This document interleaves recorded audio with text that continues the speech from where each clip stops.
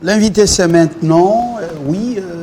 Nous saluons l'initiative de pouvoir célébrer les 40 ans dans l'au-delà de Kabasele. Joseph, le Congo a toujours des grands dans tous les domaines. Georges Kapiamba, bonjour. Bonjour Fabien. Vous qui avez vécu avant nous, ça vous rappelle quoi la rumba, il ne transpire pas, la voix, vous sentez que c'est naturel, c'est bio, il ne force rien. Non, je suis né après 60. Oui, mais donc, vous avez vécu après. J'ai vu, j'ai eu quand même le goût de cette belle mélodie qui continue jusqu'à ce jour à nous faire vivre de bons moments. Et j'en profite pour saluer ces grands musiciens que nous avons connus, que ce pays a connus, les grands Kabasele, Tchamala. Et donc, je ne peux qu'encourager tous les Congolais, toutes les Congolaises à avoir quand même le temps de savourer sa musique. Et à l'occasion de cette activité qui est annoncée à Kinshasa et à Brazza, que tout le monde y participe pour, surtout la nouvelle génération, pour savoir que la RDC a regorgé de grands talents. Des grands talents, justement. Ouais. Nous quittons la culture pour parler pour le monde de la justice, où l'appareil judiciaire, les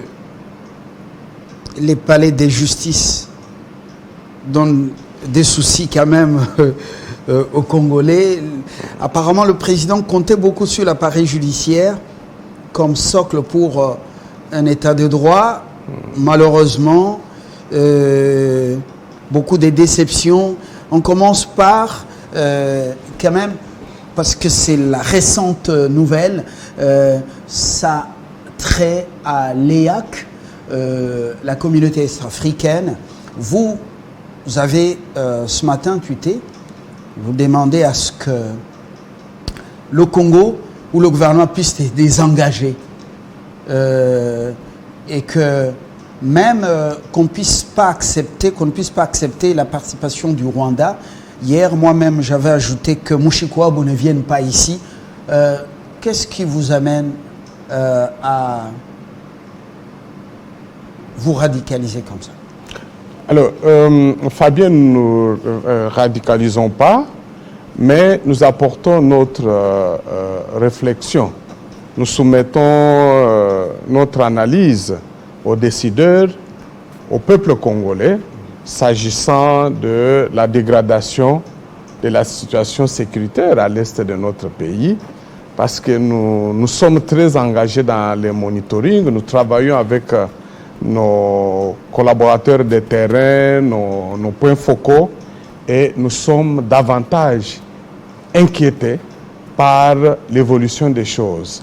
Et c'est la raison pour laquelle nous avons d'abord, il y a 5 jours, publié un communiqué de presse appelant les gouvernements à saisir l'instance appropriée au niveau de l'Organisation internationale de la francophonie pour demander à ce que le pays, le Rwanda, qui est aujourd'hui identifié par la plupart des pays de la communauté internationale comme les pays agresseurs, comme les pays qui soutiennent les groupes terroristes qui sont à la base de toutes les violations graves des droits de l'homme qui se commettent dans la partie orientale, que ces pays puissent être exclus des Jeux de la francophonie qui sont en train d'être préparés en République démocratique du Congo pour bientôt, c'est-à-dire dans 3-4 mois à Kinshasa.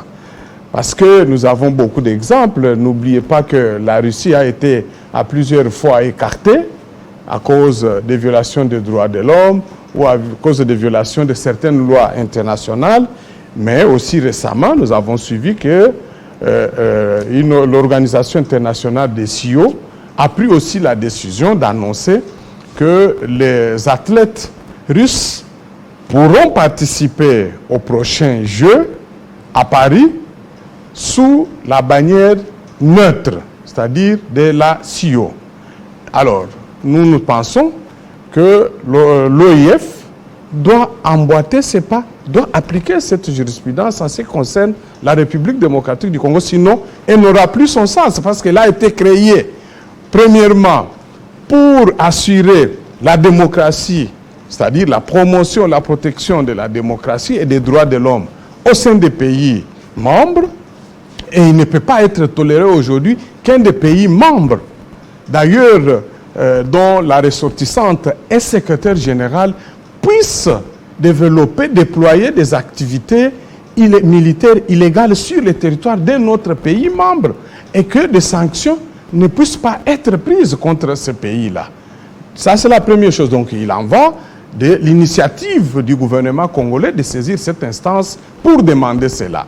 Deuxièmement, nous avons publié un communiqué aussi aujourd'hui pour tout simplement appeler le gouvernement congolais à suspendre la participation de la République démocratique du Congo à toutes les instances de l'EIC. L'EIC qui est l'organisation des États africains de l'Est, dont nous savons que depuis un temps, cette organisation est au cœur de l'actualité parce que, ayant envoyé des troupes à l'est de notre pays, mais nous avons analysé le comportement de ces troupes. Depuis qu'elles sont là, nous nous sommes rendus compte que ces troupes sont en train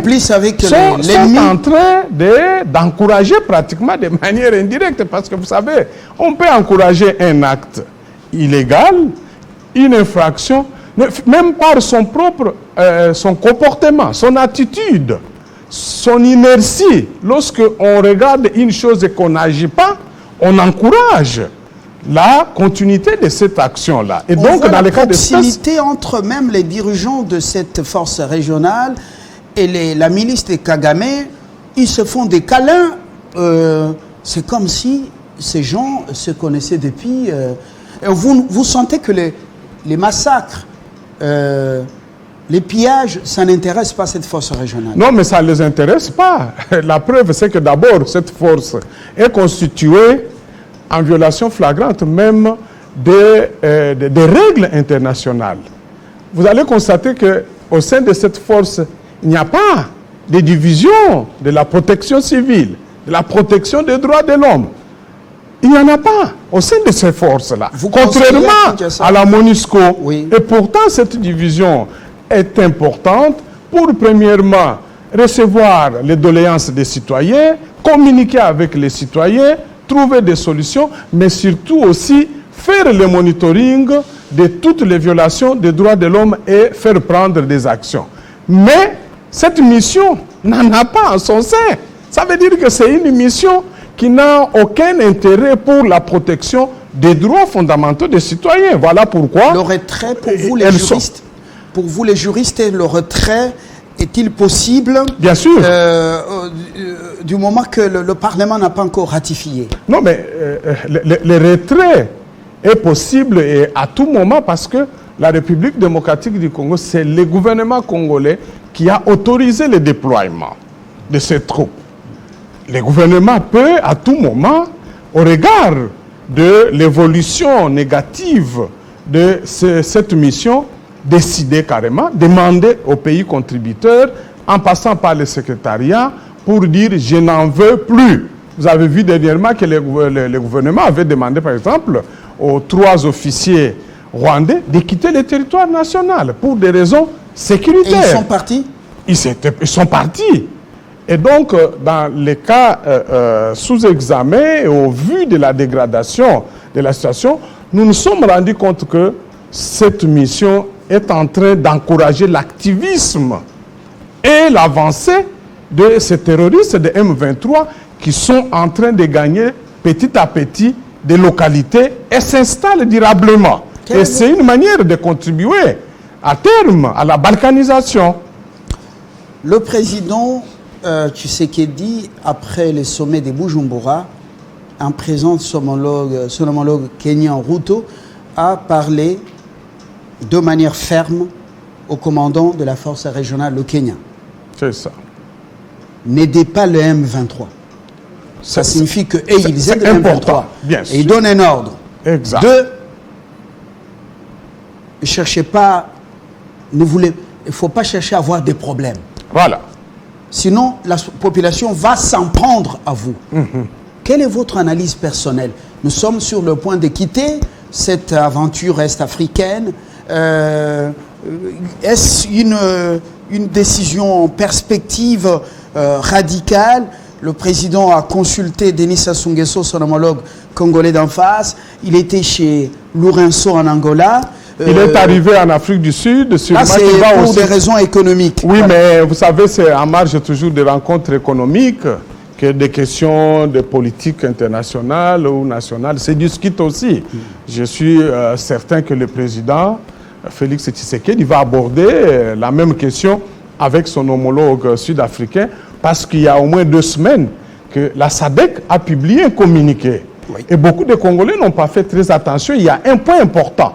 Dans ce communiqué, la SADC s'est alarmée de la dégradation de la situation sécuritaire à l'est de la RDC et surtout de la présence des troupes des pays voisins.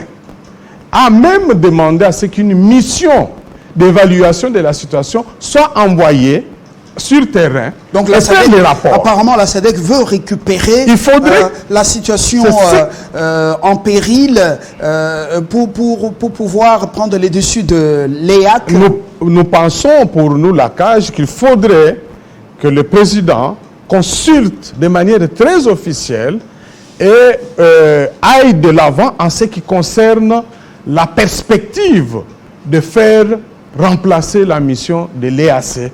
Parce que, au vu des résultats actuels, résultats négatifs, on ne peut plus continuer à compter sur cette mission. C'est vrai, nous sommes tous au courant du fait que notre armée connaît des problèmes qui datent de plusieurs années et qui sont en train d'être réglés, à la fois par les gouvernements, par les hauts commandements, mais ça va prendre du temps pour que tout cela soit mis au point, mais entre-temps, il y a un besoin urgent pour protéger l'intégrité territoriale et que le Rwanda est en train de foncer derrière les terroristes du M23. Il faut prendre rapidement des mesures qui s'imposent. Pourquoi on ne peut pas fermer les frontières et mettre fin, d'abord suspendre toutes les activités d'exploitation artisanale des minerais et fermer les frontières?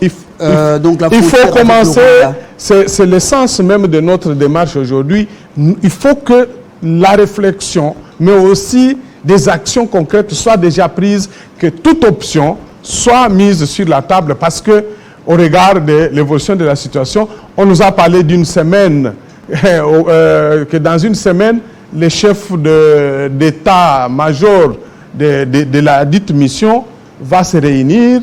On va voir ce que ça va donner, mais il faudrait que le gouvernement congolais commence déjà à travailler sur les mesures de suspension de la participation de la RDC à toutes les instances de cette communauté et que des solutions palliatives soient aussi envisagées. Vous êtes droit de l'homiste, Georges Kapiamba. Ouais. Les grands droits de l'homiste américains, européens, britanniques, tout ça, donnent beaucoup de leçons quand il y a un fait, ou il y a un problème, violation, et ainsi de suite. Ils nous rabâchent les oreilles avec ce que Poutine fait en Ukraine. Mais comment aujourd'hui un chef de l'État, un Rwandais, c'est le chef terroriste? Il est soutenu par les grandes puissances dites démocratiques.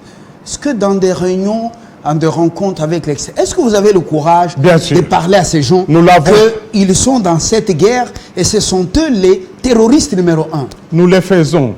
Nous écrivons presque chaque jour. Toutes nos dénonciations sont immédiatement envoyées aux missions diplomatiques. Elles le savent.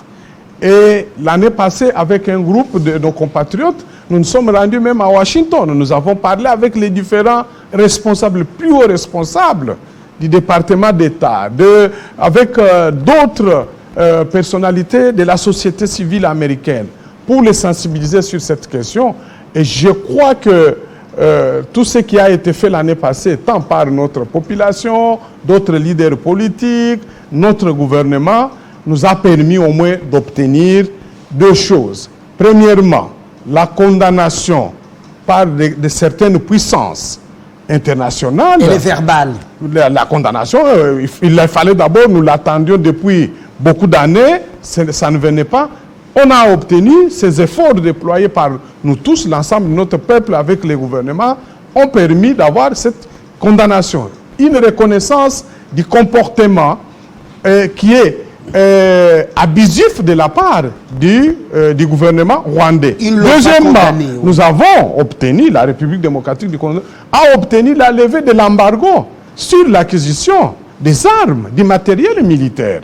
Donc, maintenant, nous sommes à une étape où c'est le gouvernement et le commandement militaire doivent travailler, mettre les bouchées doubles pour que notre armée puisse remonter rapidement en puissance et reprendre ses capacités nécessaires pour défendre correctement l'intégrité territoriale et protéger les personnes et leurs biens. Parce que nous savons que l'armée avait été infiltrée à dessein pour l'affaiblir et que le travail qui consiste à extirper tous ces infiltrés puisse se poursuivre aussi à tous les niveaux. Et voilà, apparemment ça tarde à se faire. Nous savons que ça s'est fait.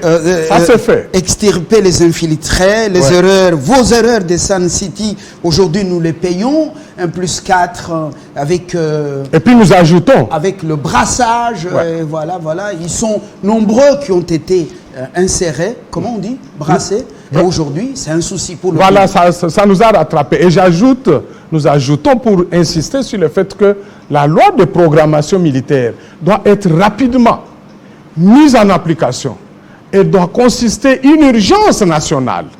Il faudrait que les moyens soient mobilisés pour que cette loi soit mise en application. Mais alors, là, ça va, les moyens vont être donnés, mais il faudrait que nous soyons vigilants avec tous les organes de contrôle, étatiques et non étatiques, en ce qui concerne l'utilisation des moyens financiers et logistiques qui vont être mis à la disposition de notre armée, de la police nationale et des services de sécurité pour qu'il n'y ait pas de détournement. Et que ceux qui vont tenter de détourner quoi que ce soit, que ces personnes soient vite identifiées, arrêtées, jugées et condamnées de manière exemplaire pour que les pratiques que nous avons connues de par le passé ne puissent plus se reproduire. Merci.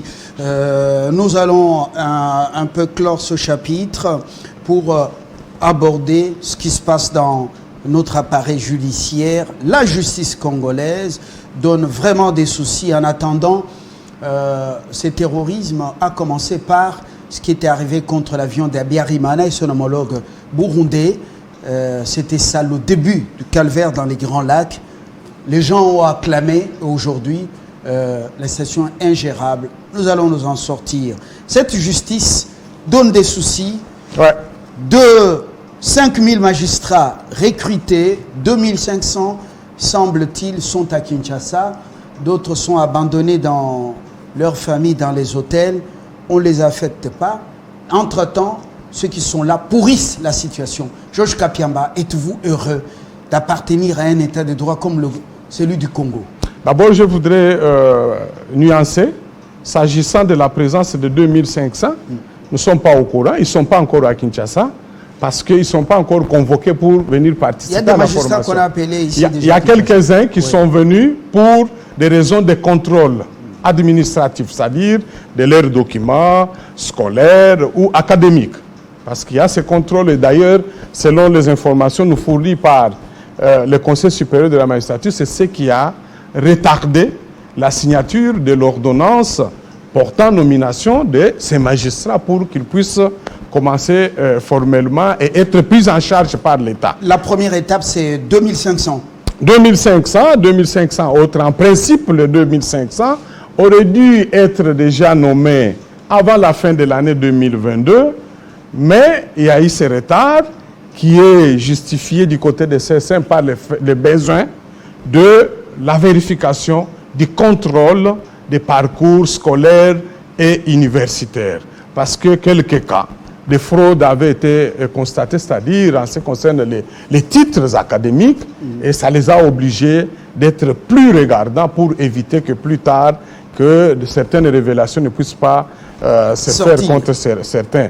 Alors, nous les encourageons, parce que nous avions aussi insisté sur ça, mais il faut qu'ils accélèrent quand même la cadence pour que ces magistrats, les 2500, puissent être nommés et que leur formation commence. Mais que toutes les dispositions soient aussi prises pour que ceux qui vont venir pour la formation à Kinshasa, 2500, en fait, c'est beaucoup. Les loger, les prendre en charge, les mettre dans des conditions où ils doivent suivre la formation en toute dignité, ça demande des moyens et que si le Conseil supérieur de la magistrature considère que ces moyens ne sont pas réunis, il faudrait carrément qu'on décentralise les points de formation. Si cette étape... Voilà. Parce que moi, je me demande ici à Kinshasa, avoir tous les 2000, il faut avoir les moyens de transport pour payer les hôtels. Voilà, payer les hôtels.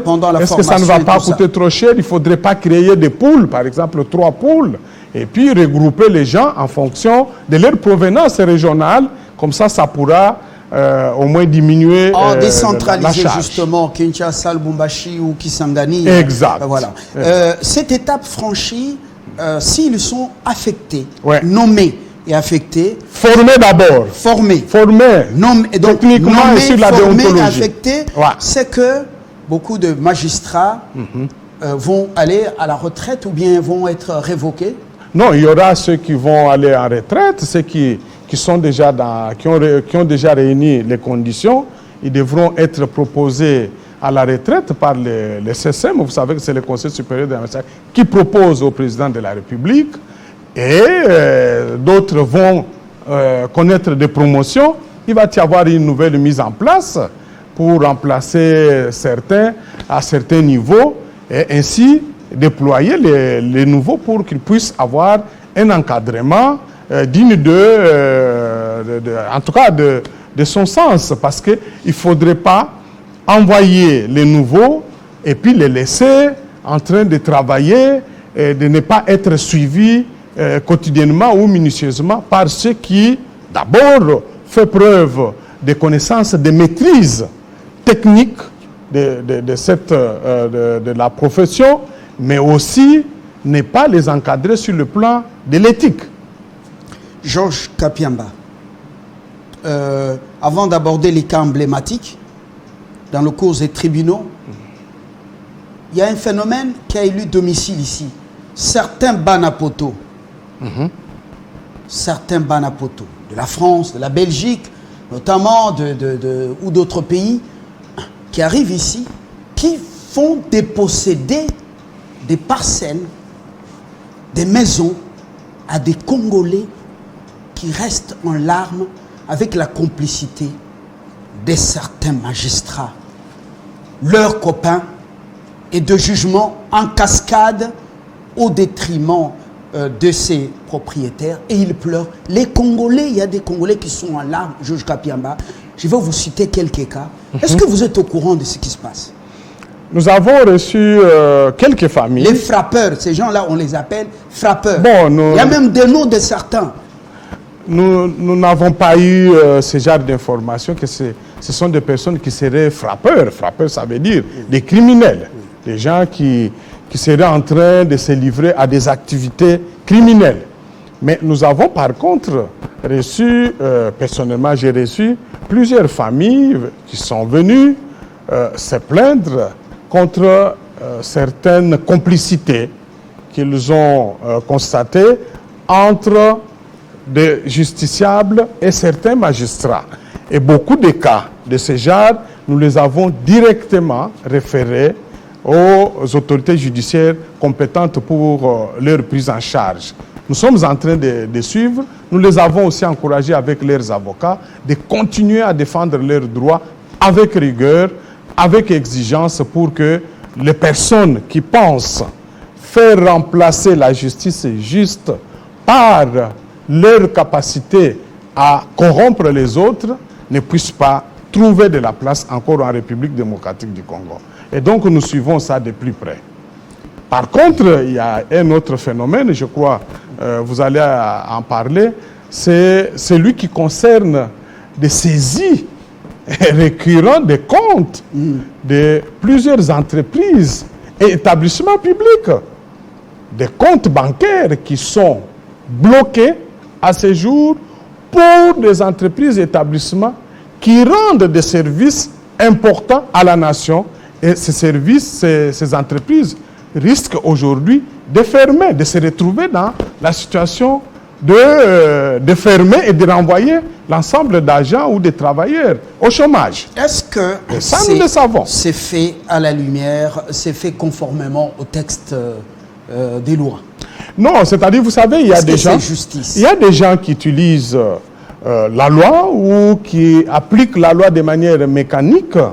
Des gens qui, lorsqu'il s'agit des actions qui concernent des entreprises ou établissements publics créés par l'État pour permettre aux citoyens d'avoir accès aux services de base, de jouir de leurs droits socio-économiques, ils s'arrangent avec certains juges pour que ces entreprises soient mises à genoux. Et nous sommes au courant. Dernièrement, nous avons publié un communiqué de presse pour dénoncer quelques cas que nous avons monitorés au niveau de la SNCC, de la Régie des eaux. D'ailleurs, vous avez suivi les responsables de la Régie des eaux se plaindre finalement de manière publique, sont allés même voir la ministre d'État, ministre de la Justice, pour se plaindre contre ce genre de comportement. Nous avons répertorié d'autres cas aussi au niveau de la SCTP, qui est l'ex-ONATRA, donc des entreprises qui sont censées fournir aux citoyens congolais des services de base. On bloque leur compte. On bloque leur. On les asphyxie. Au profit des individus. Donc, les juges n'intègrent plus dans leur jugement, leur décision, la dimension sociale. C'est incompréhensible.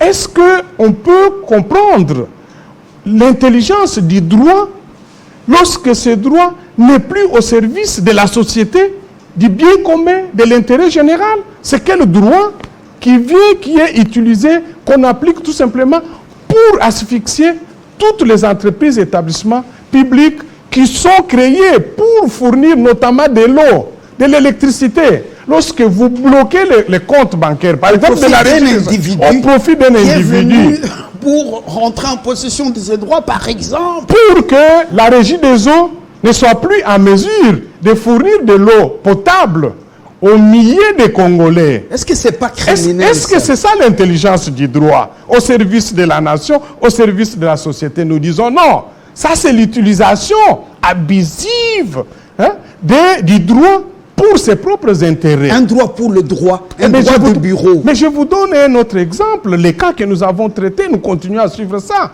La SCTP, l'ex-ONATRA. Vous pouvez vous imaginer qu'un citoyen, une société privée, saisisse un juge pour recouvrer sa créance et qu'à la même occasion, qu'il puisse obtenir la condamnation outre au paiement de la dette, la dite dette, mais ils vont condamner encore la société à payer par jour la somme de 25 000 $ au titre, soi-disant, d'astreinte. 25 000 $. Une société dans son état là où elle est aujourd'hui, qui peine à payer régulièrement les salaires à ses agents, à payer la pension pour les hommes et les femmes qui ont eu à rendre de loyaux services il y a des années, mais qui sont là, qui ne peuvent pas partir, qui continuent à occuper même leur maison parce que la société est incapable de payer. Mais vous allez condamner une pareille société à des sommes comme ça. Et c'est ça l'intelligence du droit au service de la société. Finalement, le droit ici, non, ça c'est... ce droit ici, je ne comprends rien. Qu'est-ce qui se passe avec ce droit bon, surtout le droit... Non, c'est-à-dire il y a aujourd'hui certains compatriotes qui ont pourtant prêté serment de servir l'intérêt général, de ne pas s'écarter de l'esprit et de la lettre de la loi, qui utilisent abusivement les droits pour au moins atteindre leurs propres intérêts, parce que ce sont des accointances qui se développent pour par la suite se partager ce qu'ils appellent les butins. Oui. Et là, ça ne va pas. vous les médias et nous les organisations des droits de l'homme, de la société civile, nous devons dénoncer ça. Ce n'est pas cette justice-là que nous, le peuple congolais, nous avons voulu être organisés dans notre pays, dans le cadre de notre constitution. Je reviens à vous, Georges Kapiamba, parce que c'est notre devoir. Ouais. Christian remplit le sien pour la dernière, à travers cette dernière livraison, l'actualité à travers la Minute Info. Christian, rebonjour. Rebonjour Fabien, bienvenue à vous tous. Place à l'actualité, madame, messieurs, sur Télé 50.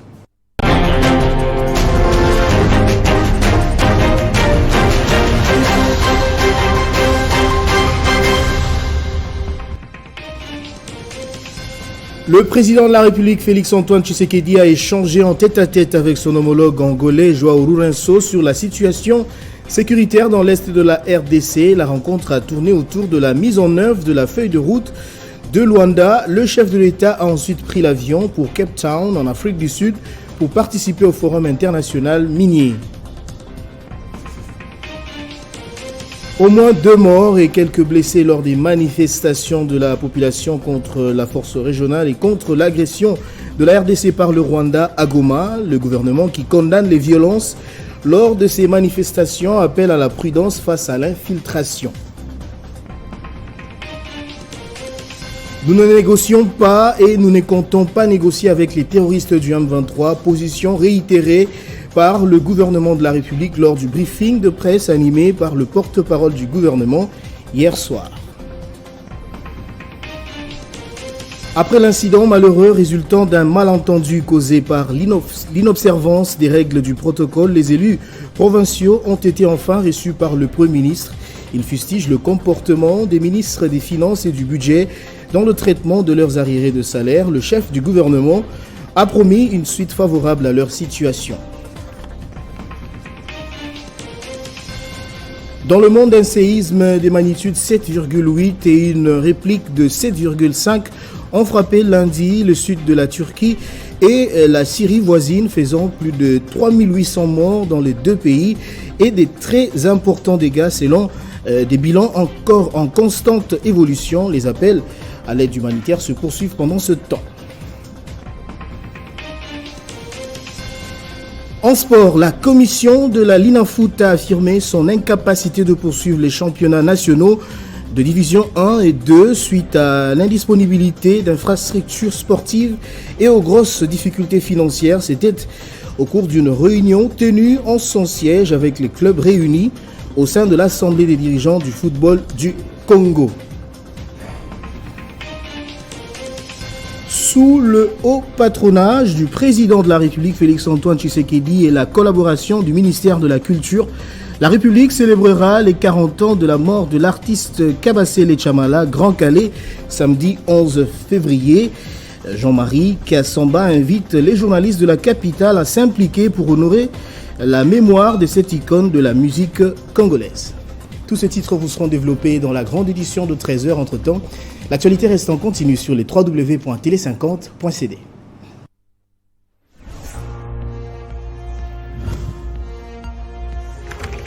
L'actualité reste en continu. Et voilà. Merci beaucoup, Christian. La République va rendre, bien sûr, hommage. Nous revenons sur ce plateau pour continuer avec Georges Kapiamba. Beaucoup de réactions. Docteur Denis Samuel Kafunda depuis Douala au Cameroun, dont le cœur bat encore ici, salue cet engagement en faveur des justiciables congolais et surtout de sans-voix. Merci docteur Denis Kafunda. Et également la réaction d'un compatriote, je ne vais pas qu'on cite son nom. Il dénonce ce qui se passe au tribunal de grande instance de Kinshasa, Matete, où il y a un groupe de magistrats complices avec les frappeurs et Banapoto, et ils s'entendent. Le dossier est déjà donné là-bas. Le jugement, c'est en un rien de temps, et puis on procède au déguerpissement. Ils se partagent après. Les Banapoto là vendent aussi à leur tour. Il y a une certaine cacophonie. Et il y a également des frappeurs, donc des Banapoto qui viennent ici, qui vous font le suivi et qui apprennent que vous avez un peu de sous. Quand ils s'approchent, demain, vous apprenez qu'on vous a traduit en justice. Chez un magistrat, on vous appelle, non, vous devez à ce monsieur 2 millions de dollars. Par quelle magie, vous ne comprenez rien. Alors, le compatriote, il dit que nous faisons bien de dénoncer ces pratiques. Georges Kapiamba, oui. C'est quand même extrêmement... vous allez réagir par rapport à ceci. Tout et nous revenons à cette affaire des entreprises qui sont, dont les comptes bancaires sont bloqués par des décisions des justices et des profit entreprises des individus. Voilà, des entreprises d'intérêt vital pour la nation.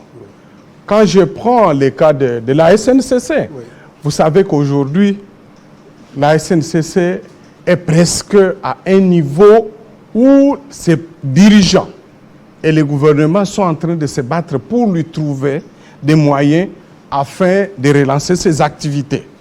Mais c'est pendant ce temps-là que certains créanciers se réveillent parce qu'ils ont appris qu'il y a un train qui est organisé une fois les mois entre Lubumbashi et Mweneditu ou Kananga et que ça fait rentrer un peu de recettes. Tous ces gens s'organisent avec l'appui de certains de ces magistrats pour commencer à pratiquer des saisies sur leurs comptes, c'est-à-dire les asphyxier encore. Et pourtant, c'est une entreprise d'intérêt vital pour le mouvement, d'abord le déplacement des personnes et de leurs biens. Ça veut dire la jouissance des droits fondamentaux des citoyens. Sans ces moyens de transport, comment voulez-vous que quelqu'un qui a un deuil en famille à Kamina, qui se trouve par exemple à Bukama, il va se rendre par quel moyen pour arriver à ce deuil?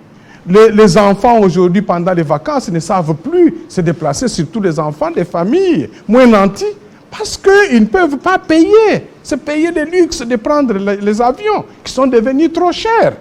Donc, nous pensons qu'il faudrait que le gouvernement, les plus hauts responsables de la justice, se penchent sur cette situation. Et nous avons constaté d'ailleurs, dans notre enquête, qu'il y a même certains compatriotes qui travaillent au sein de ces entreprises, principalement dans des services financiers, services juridiques, qui se rendent aussi complices de ces citoyens. Alors ils informent les créanciers que ils donnent toutes les informations. On voit un magistrat aussi après, ils sont rémunérés. La corruption. Il y a même certains organes, les animateurs de certains organes des entreprises elles-mêmes. Certains administrateurs, pour ne pas les citer, qui se permettent de faire des démarches vers même de vrais faux créanciers pour les encourager à venir attaquer les sociétés. Ils s'érigent même en défenseurs de ces soi-disant créanciers, jusque même à les défendre. Mais regardez, allez dans les réseaux sociaux, vous allez voir par exemple à la SCTP, des administrateurs qui se permettent de prendre la défense des créanciers pour des créances qui sont contestées par la société, votre propre société. Mais ils sont en train de mener des démarches à tous les niveaux pour faire payer ces créanciers-là. Vous pensez qu'ils les font gratuitement? Non, ils se font rémunérer. Est-ce que c'est normal? On peut considérer que ces gens-là servent réellement l'intérêt général, servent correctement les intérêts supérieurs de l'État congolais. Nous disons non. Il faudrait que ça cesse, que ces compatriotes arrêtent. Ceux qui se permettent, par exemple, d'envahir les patrimoines, les biens immeubles des sociétés comme la SNCC, comme la Régie des eaux, comme la SNEL, pour les empêcher à être compétitives et capables de fournir les services attendus de notre population, ces gens doivent être continuellement dénoncés. Ça, c'est l'exhortation que vous faites, ou c'est une demande que vous formulez, mais qui doit nécessairement sanctionner ces magistrats iniques? Qui doit, ceux qui sont dans les réseaux des mafieux avec les frappeurs, ceux qui sont dans les combines avec des créanciers pour clouer au sol des entreprises de l'État, qui doit les sanctionner? Il faut d'abord les enquêtes. Et là, je vous dis, pour que Mais l'enquête vous soit êtes fort dans ça. sérieuse. À Cage, oui, vous êtes fort mais la dans ça. Cage, nous avons fait. Par exemple, les communiqués que nous avons publiés, c'était à la suite de l'enquête que nous avons menée ici à Lubumbashi. Et nous avons tous les éléments. Nous avons déjà, même ce communiqué a été adressé à presque toutes les autorités concernées par la question. Mais apparemment, Maintenant, il faut y a une personne qui saute sur l'occasion. Non, malheureusement, non. Les chercheurs par excellence des infractions, les gendarmes, l'IGF apparemment est fatigué aussi. L'IGF a fait son travail. Ah, l'IGF fait son travail. Fait son travail. Et l'IGF ne sera pas omniprésente. Ses propres rapports et conclusions ne sont toujours pas de manière aussi satisfaisante, suivies par les destinataires, malheureusement. Et donc, nous disons qu'il faut une enquête ou des enquêtes. Mais il faut que ça soit des enquêtes réellement indépendantes. Pour qu'elles le soient, il faut des personnalités offrant au moins des garanties d'indépendance. Parce que lorsque vous prenez les membres du même corps, vous leur confiez cette enquête, sans vous soucier d'examiner d'abord leur propre parcours, pour être certain qu'ils pourront accomplir cette mission réellement avec indépendance, vous faussez déjà la donne. Ils vont être complaisants. Ils vont, si ce sont des gens qui sont habitués déjà aux mêmes pratiques, ils vont donner tous les arguments de défense pour affaiblir les conclusions de l'enquête. Et c'est ce qui se passe malheureusement. Le mal continue, le mal perdure. Alors, moi, je crois que le dernier appel du président de la République adressé au Conseil supérieur de la magistrature, à ses responsables, à son bureau, pour dire, prenez vos responsabilités. Nous devons tous embrayer sur ça. C'est-à-dire les médias, nous, la société civile, les citoyens, les citoyennes, nous devons tous interpeller le Conseil supérieur de la magistrature pour dire, agissez. Parce que ce qui se passe est inacceptable. Et nous-mêmes, c'est du jamais vu au monde. Je vous dis, vous savez qu'en droit, oui. tous, je crois, ils me suivent. On n'est pas à l'abri. Hein? Non. On n'est pas à l'abri. Hein? Je vous dis, en droit, les droits que nous avons appris 5 ans à l'université, à la faculté de droit, nous apprend que lorsque vous êtes devant une situation d'une société qui présente des faiblesses de trésorerie, et que cela est dû principalement aux causes ou aux raisons qui sont indépendantes de sa bonne volonté, vous devez savoir lui accorder au moins un moratoire. Ce qu'on appelle les délais de grâce. Vous ne pouvez pas, parce que la société, effectivement, doit payer $10 000 à X et Y, et que vous constatez cela par des titres, vous dites, ok, je condamne, et j'alloue aussi les dommages-intérêts avec une astreinte de $5 000, $10 000. Donc, vous ajoutez, vous chargez davantage cette société. Vous l'asphyxiez, vous la poussez au moins à la disparition. Mais il faut mettre, comme je l'ai dit dans l'introduction, il faut que les juges intègrent dans leur raisonnement, leurs convictions, leurs décisions, la dimension sociale. Parce que si vous n'intégrez pas ça, ça veut dire que vous êtes en face d'une société comme la SNCC aujourd'hui, qui a plus ou moins 6 000 employés, avec 6 et 4 qui attendent d'être payés pour aller en retraite. Vous condamnez, vous autorisez qu'on saisisse les comptes bancaires et vous allouez des dommages-intérêts exorbitants, comme ils le font tout de suite. Vous autorisez ça là, ça veut dire vous condamnez tous les autres Congolais. Une société mise à genoux par des transporteurs privés. Voilà. Des transporteurs privés. C'est ça. Qui étaient incontournables. BCK, CADEL, SNCZ, SNCC. À un moment donné, c'était Cisaraï, je ne sais pas. Cisaraï, c'était un groupement belge qui a essayé de relancer les activités. Ouais. Mais moi, j'ai visité, je peux vous dire, faire le témoignage, j'ai visité les terminals conteneurs, par exemple, de la SNCC.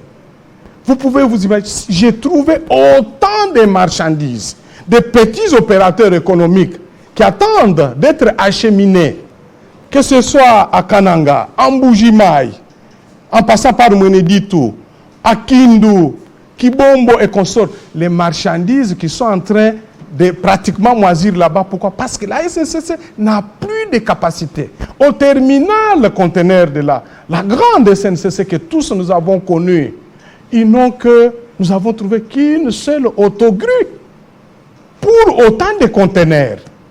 Mais le chemin de fer lui-même n'est pas encore réhabilité. Ils ont combien de locomotives qui sont en marche? Ils essayent de passer des contrats avec certains privés, mais qui se soucient plus des transports rapides des minéraux. Mais les petits opérateurs économiques souffrent. Je les ai rencontrés à Lubumbashi. Des hommes et des femmes qui ne peuvent vivre que de ça. Mais entre-temps, vous venez asphyxier encore cette société avec des saisies fantaisistes. Et ceux qui ordonnent ça, ce sont des gens qui veulent tout simplement pousser la population à provoquer des remous. C'est pour cette raison que je suis de ceux qui prônent la fermeture de la faculté droit. Non, je ne suis pas d'accord. Bon, la faculté doit continuer, mais il faut moraliser. Oui, je vais revenir. Il faut moraliser les acteurs judiciaires. Justement. C'est ça. Maître Kapiamba. Oui.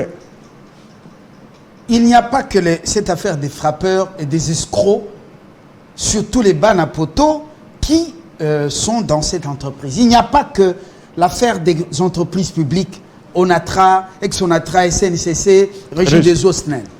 Il n'y a pas que ça. Il y a aussi des veuves, des orphelins, qui pleurent tous les jours ici. Notre justice, victime de jugements une iniques. Justice au plus offrant. Un magistrat dit à un de mes frères, comment vous appelez ça, votre concurrent là, votre adversaire, il m'a donné 15 000. Vous amenez combien? Un magistrat qui dit à mon frère, un magistrat. Il faut le dénoncer. Il m'a donné auprès 15 000. de sa hiérarchie. Alors, comment voulez-vous qu'un pays marche et que Dieu puisse avoir pitié, c'est-à-dire ouvrir son œil de compassion sur une nation dont des magistrats sont comme ça? Les veuves, les orphelins pleurent, dépossédés de leurs biens par les puissants. Vous savez que comment Fabien, la moralisation, ça ne suffit pas. Avec toute la modestie qu'il me faut, je fais partie quand même dans ces pays de ceux qui se battent pour que le gouvernement améliore les conditions socio-professionnelles des magistrats. Mais nous disons qu'au moment où la société, les Congolaises et les Congolais font ce travail d'accompagnement, parce qu'ils méritent les meilleures conditions que celles qui sont les leurs aujourd'hui. Mais il faudrait que chacun aussi, dans sa sphère d'intervention, tribunaux de paix, tribunaux de grande instance, tribunaux de commerce, cours d'appel, cours de cassation, parquets qui sont rattachés, que chacun prenne conscience de sa responsabilité. Il n'est pas normal qu'on puisse aujourd'hui systématiser, par exemple, la corruption. Ce n'est pas normal, c'est l'exemple que vous donnez. Il n'est pas normal que lorsque les gens plaident leurs affaires, que les partis soient obligés de faire des démarches auprès du greffe, auprès des juges pour ainsi influencer la décision. Il faudrait que ces pratiques cessent. Parce que tous, nous avons besoin d'une justice au service de tous, des pauvres et des riches. Il ne faudrait pas que les riches soient ceux qui sont les meilleurs gagnants chaque fois dans les procès, même si le droit n'est pas de leur côté. Et donc, pour revenir à la question qui nous préoccupe aujourd'hui, l'asphyxie apparemment qui fait l'objet de ce que moi j'appelle complot d'un groupe de gens, il faut que ça cesse. Il faudrait que... Les spectateurs vous disent, c'est bien, Maître Kapiamba, démoralisé. Nous vous connaissons un homme d'une grande probité morale et défenseur des faibles. Mais maître, l'État congolais doit nettoyer le tribunal de grande instance. C'est un téléspectateur qui habite Matete. Doit nettoyer le tribunal de grande instance de Matete. La corruption est totale, surtout sur le dossier des parcelles. Des magistrats sont dedans. Il dit les nouveaux magistrats doivent remplacer les magistrats qui sont là. Il faut qu'ils soient tous remplacés, surtout dans ce tribunal. La fois prochaine, nous allons citer leurs noms et vous les envoyer. Il y a urgence. Vous savez, j'étais à Lubumbashi, j'ai discuté avec beaucoup de justiciables, beaucoup de magistrats. Et je suis heureux, par exemple, de constater qu'à Lubumbashi, le premier président de cette cour, parce qu'il faut citer les bonnes pratiques, encourager les compatriotes qui travaillent au sein du pouvoir judiciaire, qui fournissent des efforts pour donner une autre image de notre justice, il a mis en place un dispositif qui lui permet de saisir une chambre, les dossiers pour lesquels la chambre a dépassé le délai de prononcer. Il ne laisse plus pendant longtemps. Pourquoi? Parce que nous savons que dans les pratiques de corruption, surtout dans les milieux judiciaires, un des moyens de chantage qui est souvent utilisé, c'est de tirer les choses en longueur. On prend les dossiers en matière pénale qui doit être au moins prononcé dans les 10 jours. On prend 1 mois, 2 mois, 3 mois. Pourquoi? Parce qu'on voudrait de manière indirecte inciter les gens à faire des démarches de corruption. Et donc, il faudrait, comme je l'avais mentionné aussi à son intention, il faudrait que le plus haut responsable multiplie les contrôles. Mais les contrôles ne suffisent pas. Il faut des sanctions. Il faut des sanctions exemplaires. Comme Laurent Désiré Kabila renvoyer ça avait été une bonne décision, sauf qu'elle avait péché en ce qui concerne. C'était exclure ou bien oui, ils avaient été révoqués. Ils avaient été révoqués. Mais nous avions tous critiqué cette décision parce qu'ils n'avaient pas respecté la procédure. Il ne revient pas au président de la République de prendre cette décision de lui-même. Il faut susciter des propositions du côté du Conseil supérieur de la magistrature, parce que c'est ça aussi l'état des droits. Même le Conseil est obligé d'initier des enquêtes, donner la possibilité aux personnes qui sont accusées, la possibilité de se défendre. Et donc, il faut arriver à épuiser toutes les voies de recours et sanctionner ceux qui sont reconnus fautifs de manière exemplaire.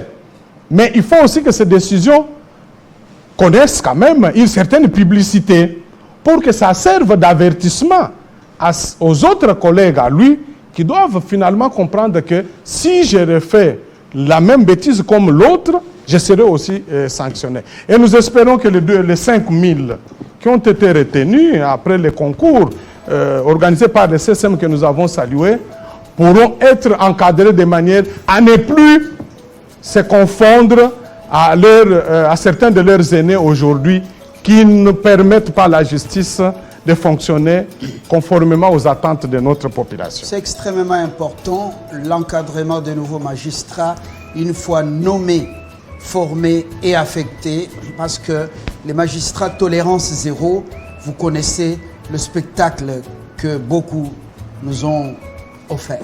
Et là, nous insistons pour que les gouvernements libère les moyens. Et il faudrait qu'on respecte la Constitution qui a déjà prévu la dotation financière pour le pouvoir judiciaire à l'instar des autres. Pour un magistrat, il faut que ça soit fait. Qu'ils ne prennent pas la corruption. On va avoir les 2500. Mais si ces conditions ne sont pas améliorées, nous ne disons pas qu'il faut qu'ils s'en servent pour ainsi multiplier ou verser dans des abus, dans la corruption. Mais nous pensons que l'État, la société, nous avons aussi l'obligation de nous assurer que les personnes à qui nous confions cette lourde charge de rendre des décisions judiciaires, de traiter de nos propres affaires et de nous départager, ce sont des personnes qui sont mises dans des conditions convenables. On termine avec cette affaire emblématique, le DG de la SNEL. Là. Ouais. On a dit qu'il était déjà à la porte de la cellule de la prison. On dit qu'il est chez lui là. Non, mais c'est tout à fait normal parce que... C'est normal? Il y a eu quand même d'amalgame. Lui avait été condamné par la cour d'appel pour n'avoir pas comparu en tant que témoin à l'audience où il avait été invité régulièrement. Et la loi prévoit que lorsque vous êtes invité par le tribunal, la justice et que vous ne vous présentez pas, la justice peut vous condamner comme témoin défaillant à 1 mois de prison ferme. C'est ce qui lui était arrivé. Mais la loi elle-même aussi a prévu la possibilité pour les condamnés d'aller présenter des excuses et obtenir les rabattements de la décision, de la condamnation.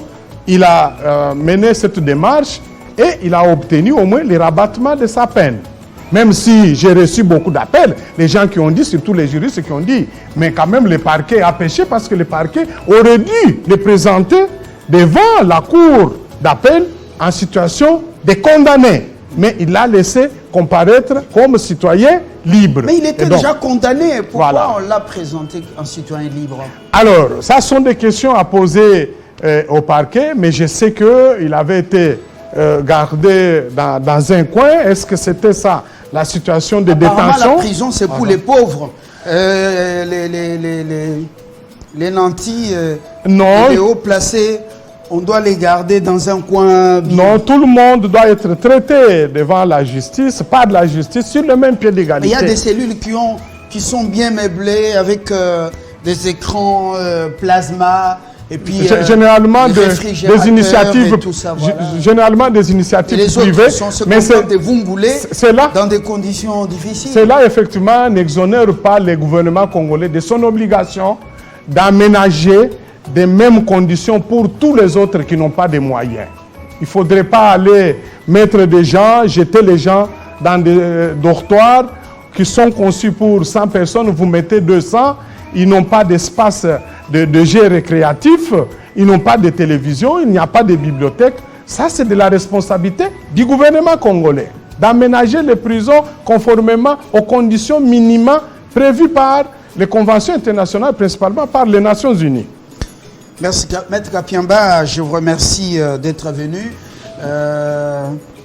Un téléspectateur dit, pour les détourneurs, hein? Ouais. Lorsque c'est prouvé qu'ils ont détourné, volé, la prison ne suffit pas, il faut recouvrer les biens détournés. Recouvrer et puis voilà, donner une leçon publique. Maître Kapiamba, encore une fois, merci d'être venu. C'est moi qui vous remercie, surtout l'engagement de Télé 50 à débattre de ce genre de dossiers qui sont d'intérêt majeur pour notre peuple, pour notre République. Parce qu'on ne pourra pas devenir un État fort si nous n'avons pas une justice efficace. Une sanction exemplaire. Qui est animée par des hommes et des femmes qui sont exemplaires sur tout le plan technique, mais surtout aussi sur le plan éthique. Qui ne doivent pas tout le temps se livrer, faire des démarches pour être corrompus, aller même asphyxier les intérêts de l'État, des citoyens congolais à travers les entreprises et établissements publics. Ce qui t'a changé, aux Alamawatro, Jacques Lukunku au Danemark, il est en train de nous suivre. Ils ont des décodeurs. Il dit, est-ce qu'on ne peut pas suspendre tous ces juges et les remplacer par la justice militaire en attendant qu'on organise la vraie justice? Il pose la question. Non, d'abord la justice militaire telle qu'elle est organisée à ce jour dans notre pays ne répond pas aux critères d'une justice indépendante et impartiale. C'est encore une justice de commandement. C'est la raison pour laquelle la CAJ, nous avons toujours réaffirmé notre opposition à ce qu'on laisse la justice militaire s'occuper, notamment des poursuites des auteurs et complices de crimes graves, parce que ce n'est pas une justice à son stade actuel qui offre des garanties d'indépendance et d'impartialité. Voilà. La dernière réaction, un téléspectateur nous écrit, une dame veuve a vu sa jambe coupée à cause d'un mauvais jugement au TGI Matete.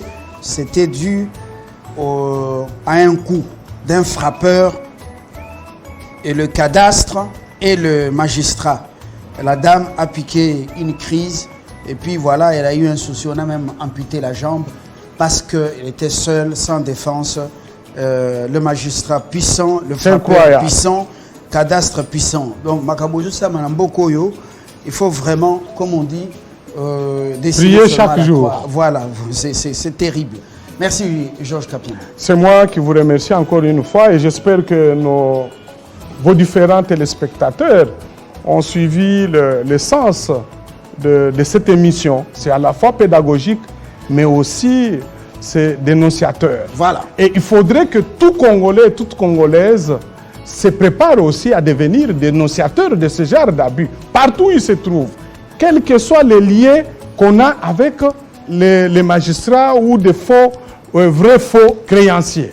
Et nous espérons que tout ce que nous avons échangé n'est pas tombé dans les oreilles des sourds et que les responsables gouvernementaux, parlementaires, mais surtout de la justice, vont prendre des actions pour mettre fin à ces abus qui sont en train de ruiner les intérêts du peuple congolais. Et voilà, tout est dit, du moins pour ce matin. Nous attendons la nomination, la formation et l'affectation de nouveaux magistrats. Je sais que vous amenez du sang nouveau et de nouvelles mentalités. Sinon, Mawatro. Voilà. Bonne journée.